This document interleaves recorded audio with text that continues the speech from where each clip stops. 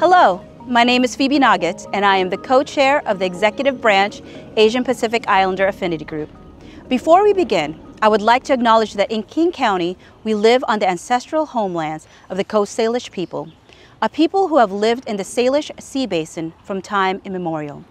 Please join me in expressing our deepest respect and gratitude for our Indigenous neighbors, the Duwamish, Suquamish, Nisqually, Snoqualmie, and Muckleshoot tribes for their enduring care and protection of our shared lands and waterways. I also want to acknowledge the history and experiences of Black African American and Latinx communities, which have faced racism and discrimination in helping to build this country and in living their lives. More than a year ago, the world was rocked by a global pandemic. Unfortunately, because of rhetoric around terms like China virus and Wuhan virus, Asian Americans saw a dramatic uptick in violence against us. It is one of the latest manifestations of xenophobia in the United States, but certainly not the first. This month of May is Asian Pacific American Heritage Month, and we in the Asian Pacific Islander Affinity Group want you to be reminded of our humanity and our resilience. We are not a monolith. Asia consists of 5 East Asian countries, 11 Southeast Asian countries, 9 South Asian countries, 5 Central Asian countries, 18 West Asian countries, 1 North Asian country, and 3 Asian territories. The Pacific Islands includes all the islands within Melanesia, Micronesia, and Polynesia. Our desire is to fully represent the diversity that exists under the Asian Pacific Islander umbrella. Yet we acknowledge that the diversity of such a large community cannot be fully represented in one short video. Today you will hear from members of the Chinese, Filipino, Vietnamese, and Indian communities. We welcome the opportunity to share more stories in the future and uplift the voices of our Native Hawaiian and Pacific Islander Pacifica friends. On behalf of the Asian Pacific Islander affinity groups of the legislative and executive branches, we welcome you to lean in and learn from 5 local Asian American leaders. We hope that through their inspiring words, you can imagine a healthier, more inclusive future where everyone belongs.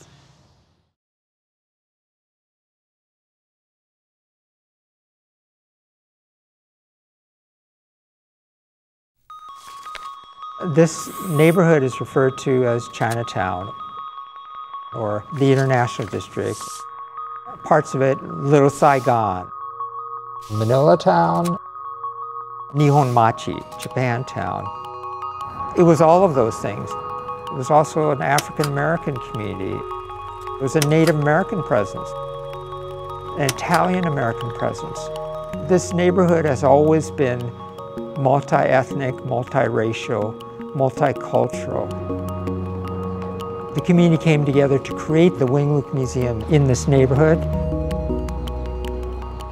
The museum was named after Wing Luke, who was an immigrant who came here and rose to political office as the first Asian American elected to the Seattle City Council in 1962. And he was very active in civil rights, supporting Native American fishing rights, open housing. Wing Luke was part of multicultural coalition building in a movement to address social inequality. We're living now through a time of great turmoil.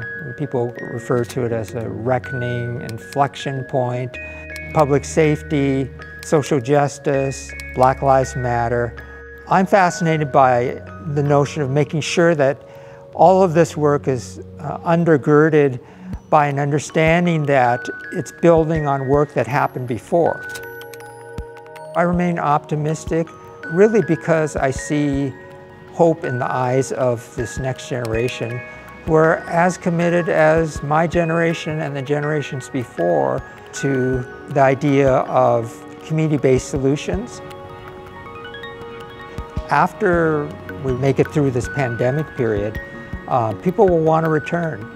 And this will be one of the places that will provide that emotional and physical connection for people longing to come together to work to build a better community.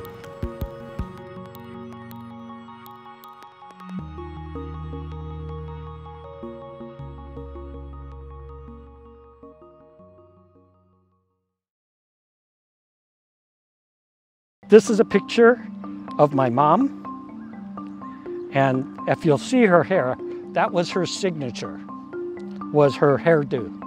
And that would take her about 2 hours every morning to put up, and a case of hairspray.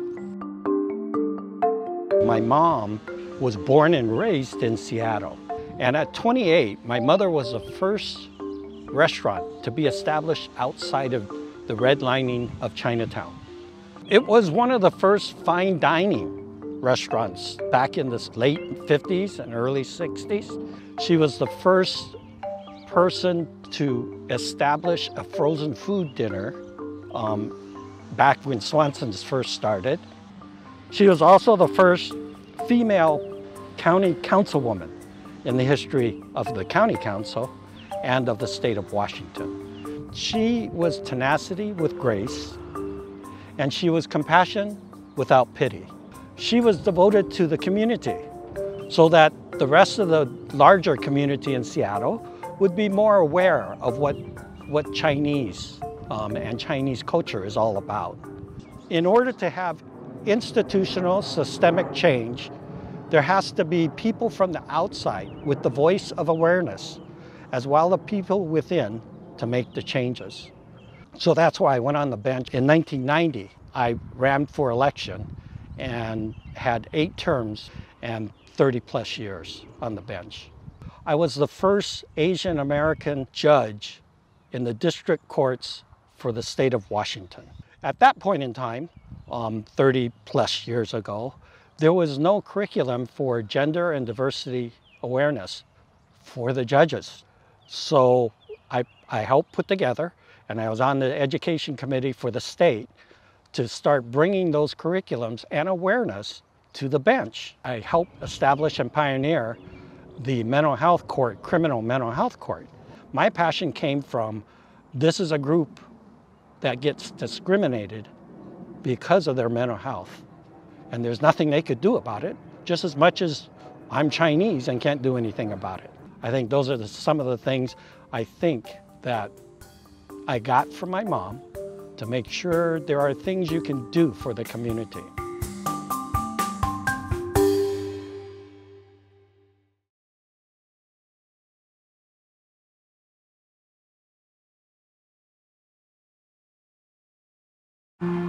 Little Saigon is east of the Chinatown International District.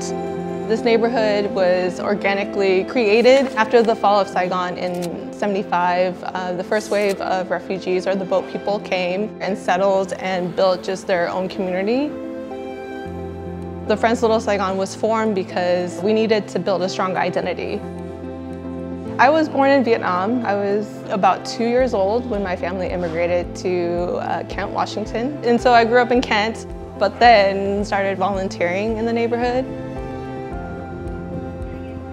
The Friends Little Saigon, we've been around now for 10 years, and we felt like we needed to establish a physical space. And so we found this site. We do all of our small business support out of it. It's also housing our art exhibit. It has a community library. It has a small cafe. So all the elements of kind of a cultural center and gathering space into this little space that we hope to help be a catalyst for future gathering. Little Saigon is a historic economic and cultural hub. People feel culturally connected, spiritually connected to the neighborhood. Changes are coming, and we acknowledge that, but we're trying to take hold and ownership of that change.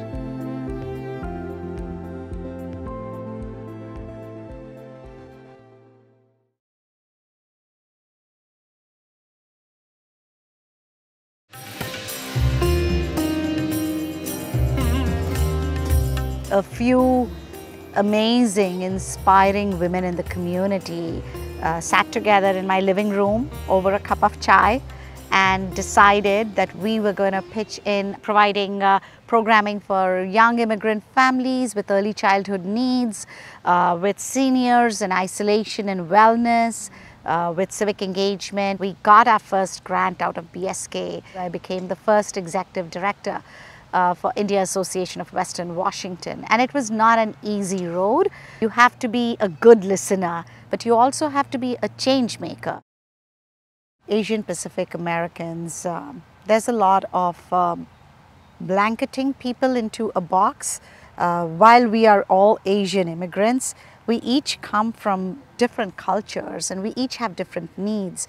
We have religious, linguistic, socioeconomic and geographical differences as well as cultural differences. So our needs are very different too. Stereotyping, model minority myth. The Asian Indian community is a community of techies, successful entrepreneurs, don't need the support.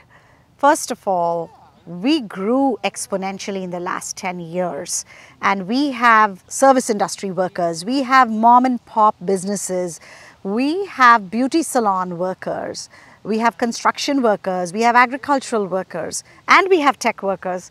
We do have vulnerable communities and services that are needed, and we do experience intense racism and bullying.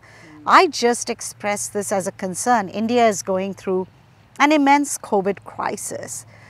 If a strain from India comes to the United States, are we seeing that as a hate backlash on our community? What are we going to do to address that? I have my low moments, but what I found was surrounding myself with compassionate, inspiring friends and colleagues. I was able to get through the tough times. The trust we get, the listening we get, and the empathy we get. Every day that brings me hope and joy. Every single day we get 200 seniors joining into our virtual calls. We get 50 to 60 youth joining our service projects. That gives me hope and joy because it tells me our community is still working on staying connected.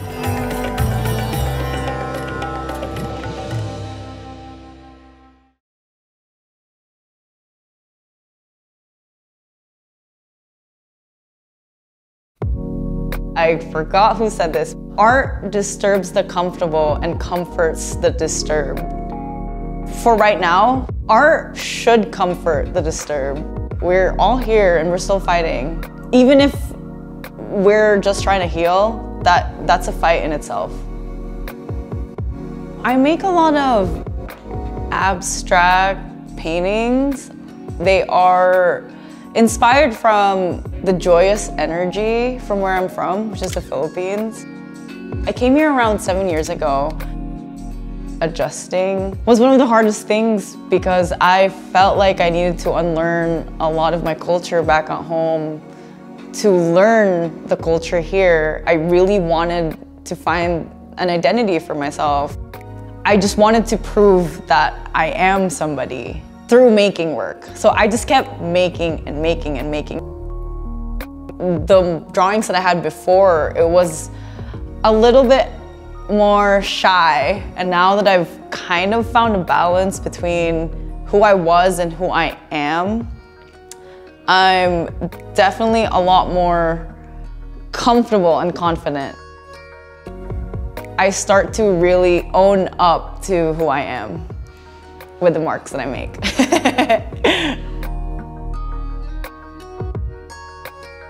Thank you for joining us today. These are just 5 stories and there are so many more to be told. Thank you to Nikita Ares, Ron Chu, Mark Chow, Quinn Pham, and Lalita Opala for their time and stories. Thank you to the Legislative Branch Asian Pacific Islander Affinity Group for organizing this video, as well as the Executive Branch Asian Pacific Islander Affinity Group for their collaboration. Thank you to the Legislative Branch Equity and Social Justice Office for their support. Last but certainly not least, thank you for the amazing partnership and hard work of the team at KCTV. In the words of the Dalai Lama, the more you are motivated by love, the more fearless and free your actions will be.